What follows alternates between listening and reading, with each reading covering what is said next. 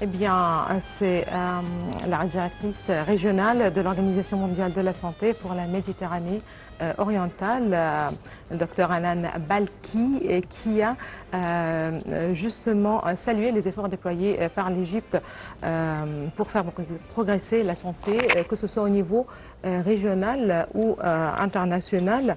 Selon elle, et ce dans une publication sur X, Madame Balkhi a déclaré que l'Égypte continue de faire preuve d'un progrès dans la promotion des services de santé. L'Égypte a assuré, selon Madame Balkhi, son leadership en soutenant notamment le traité sur la lutte contre les pandémies, son aval de la résolution historique sur les maladies rares adoptée justement lors de la 78e Assemblée mondiale de la santé et la fourniture de services de santé essentiels à des millions de citoyens, mais aussi des millions de réfugiés et de migrants. Madame Balkhi a ajouté que sur la base de ces réalisation, elle se réjouit d'intensifier la coopération de l'OMS avec l'Égypte et de promouvoir des objectifs communs, et ce notamment, on parle de l'intégration de la santé dans tous les secteurs et les politiques dans le cadre de l'approche une seule santé et le soutien accordé à l'industrie pharmaceutique pour assurer la sécurité des médicaments au niveau local et régional. À présent, nous avons le plaisir d'avoir avec nous en ligne, en direct, Dr Ali Kamel, qui est conseiller du ministre de la Santé. Dr Ali Kamel, bonjour. Bonjour madame. Voilà, c'est l'Égypte donc qui se félicite certainement de ces déclarations de la directrice régionale de l'Organisation mondiale de la santé pour la Méditerranée. Tout d'abord, on parle de l'OMS, on parle de progrès qui ont été réalisés par l'Égypte et qui ont été justement donc salués. Quel regard tout d'abord vous portez sur ces déclarations? Eh bien, c'est tout à fait important que l'OMS, l'Organisation mondiale de la santé, puisse dire ce genre de déclarations, puisque effectivement, il y a un progrès éminent réalisé dans le système de la santé et qu'on peut citer à titre d'exemple l'éradication de l'hépatite C en Égypte et les différentes initiatives de M. le Président Abdel Fattah el-Sisi, président de la République. Également, les outils qui ont été favorisés un tel progrès sont les efforts exercés par les médecins, les infirmiers, les chirurgiens, la direction de la santé en faveur de la population, soit la médecine préventive ou la médecine curative. Également, le rôle de la transformation numérique a accéléré la promotion du système de santé. Je dois dire aussi que les déclarations de la représentante de l'OMS l'Égypte est le premier pays d'Afrique à atteindre un niveau 3 de maturité réglementaire en matière de protection des médicaments et vaccins, signifié d'ampleur des progrès accomplis. La coopération entre l'OMS et l'Égypte est très importante. Il faut souligner également que la fabrication pharmaceutique a évolué en Égypte et par conséquent, avant, ils ont un impact sur le continent africain.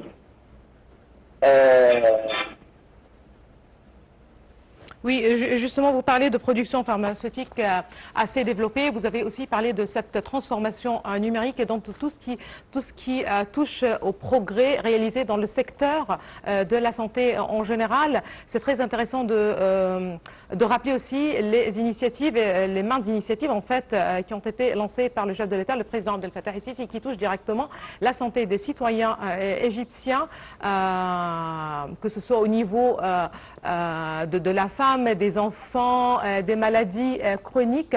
Donc beaucoup de progrès et on y ajoute certainement le système universel de santé justement qui devrait être élargi et qui devrait couvrir tous les gouvernorats du pays. Aujourd'hui, quand on parle de progrès réalisés par l'Égypte au niveau régional et international, vous avez certainement rappelé l'Afrique, la présence de l'Égypte dans son contexte régional certainement et africain. C'est intéressant de rappeler les efforts déployés par l'Égypte au niveau africain aussi, puisque certaines initiatives ont été justement élargies pour être retransmises dans certains pays africains. Oui, bien sûr qu'ils ajoutent que la lutte contre les palestiniens sont à l'âge de la résolution historique sur les maladies rares adoptées lors de la 70e Assemblée mondiale de la santé et la fourniture des services de santé essentiels à des millions de réfugiés et de migrants en Égypte.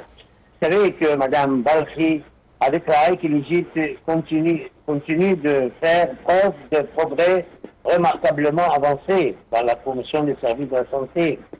Mme Hanan Balkhi, donc directeur régional pour la Méditerranée orientale, a salué l'effort de l'Égypte pour faire progresser la santé au niveau mondial et régional dans une publication sur la plateforme de communication.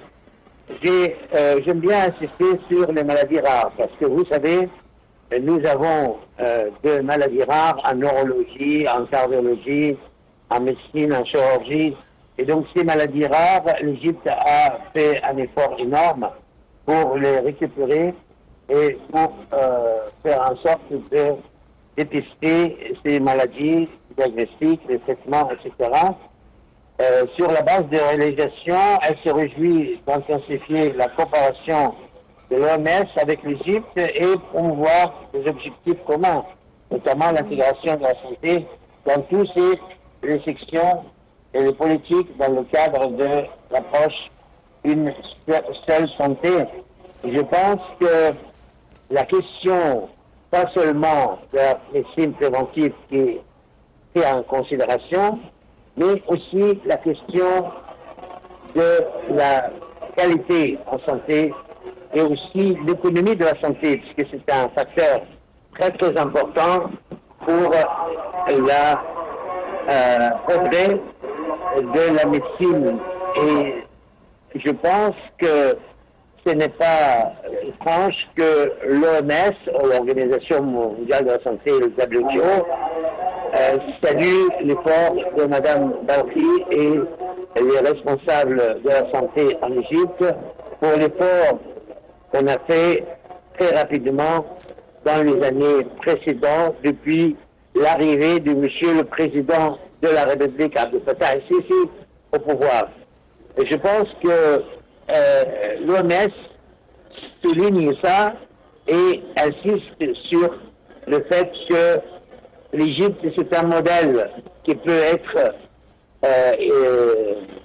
répété ou imité dans tous les pays d'Afrique, puisqu'on arrive pour moi plus de 100 millions d'habitants à éradiquer l'hépatite C, à régler les problèmes de l'obésité, de l'hypertension, les problèmes du diabète, les problèmes des cœurs ouverts, les tumeurs et les cancers, etc. etc. Donc voilà un peu ce que je dois dire sur les relations entre l'Égypte et l'OMS. Or, l'Organisation mondiale de la santé et l'Égypte comme modèle à suivre pour les pays en voie de développement, par exemple. Vous voyez? Et donc, je suis à votre disposition pour répondre à toutes les questions qui vous souhaitez exposer. Très bien. Docteur Ali Kamel, tout à l'heure, vous avez parlé du progrès réalisé dans le domaine de la production pharmaceutique.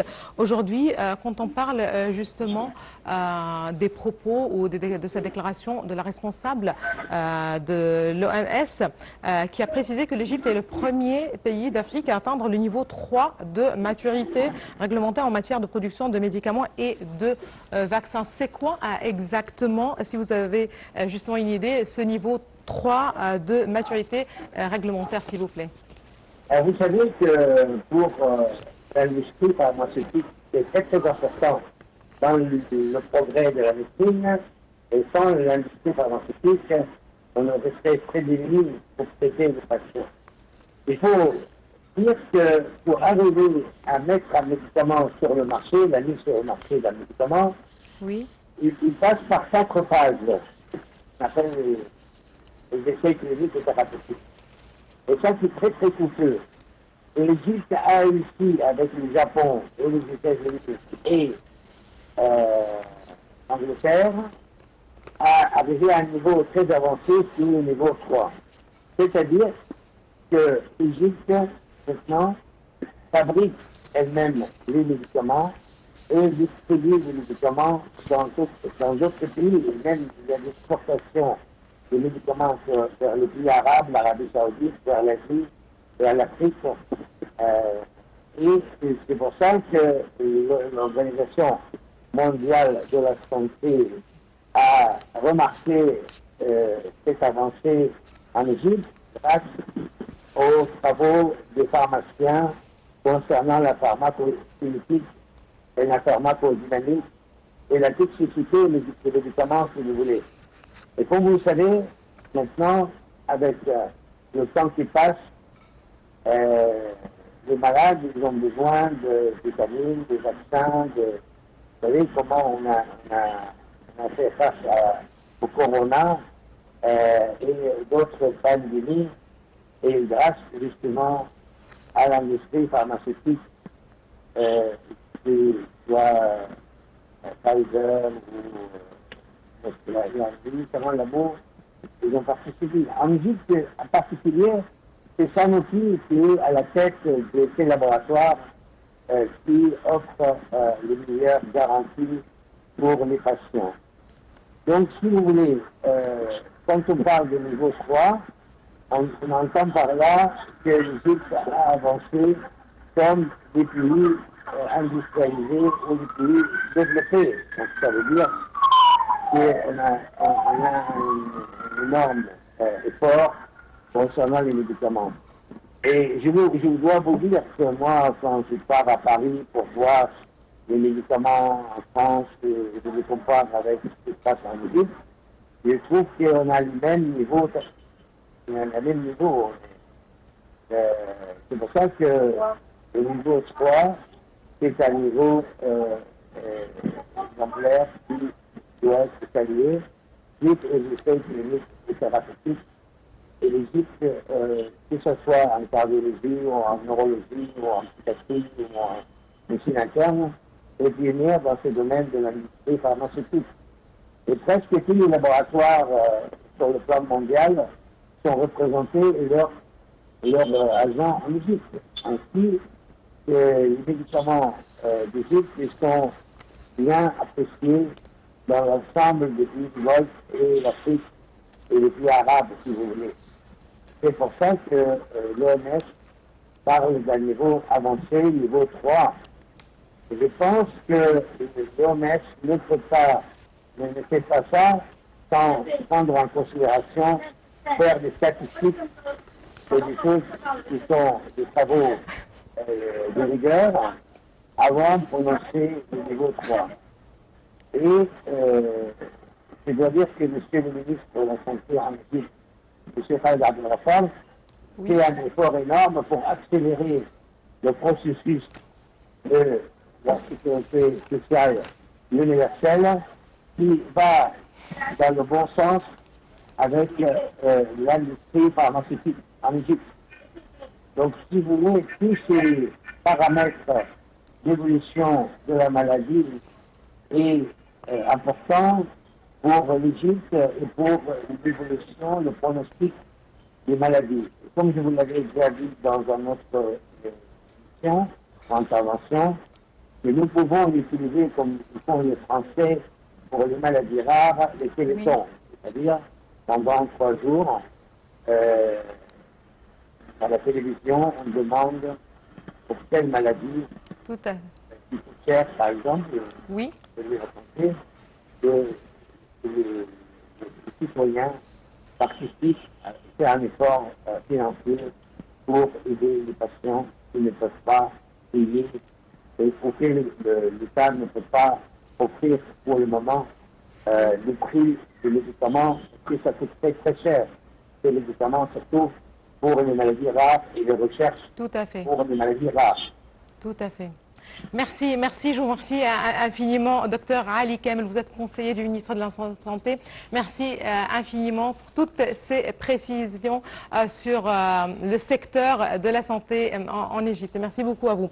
Là, madame, monsieur, on enchaîne avec ce nouveau navire qui est parti en aide pour les Gazaouis, pour la population de la bande de Gaza, un peu plus d'un mois avec l'interception par Israël d'un navire qui devrait justement arriver avec à bord des matières essentielles de secours, de l'alimentation pour la population de Gaza. C'est un nouveau bateau. Il s'agit du bateau de la flottille pour la liberté qui transporte en fait des militants pro-palestiniens et de l'aide humanitaire et qui a quitté dimanche Gallipoli en Italie. Une semaine après avoir quitté Syracuse en Sicile, le nouveau bateau de la flottille pour la liberté, transportant des militants palestiniens et de l'aide humanitaire, est parti dimanche depuis Gallipoli, dans l'appui pour Gaza. Le Handala ou Hanzala tentera de rejoindre l'enclave palestinienne en proie à une situation humanitaire désastreuse après plus de 20 mois de guerre. La députée insoumise Gabrielle Catala montera à bord du navire. Le bateau, dont le départ était prévu vendredi, a finalement dû le reporter à dimanche en raison de derniers préparatifs techniques. C'est ce qu'a indiqué la flottille pour la liberté dans un communiqué. Cet ancien chalutier norvégien, chargé de matériel médical, de nourriture, d'équipements pour enfants et de médicaments, doit naviguer pendant environ une semaine en mer Méditerranée pour parcourir quelques 80 km jusqu'aux côtes de Gaza. Hanzala intervient un peu plus de mois après l'interception par l'État israélien du voilier Madeleine.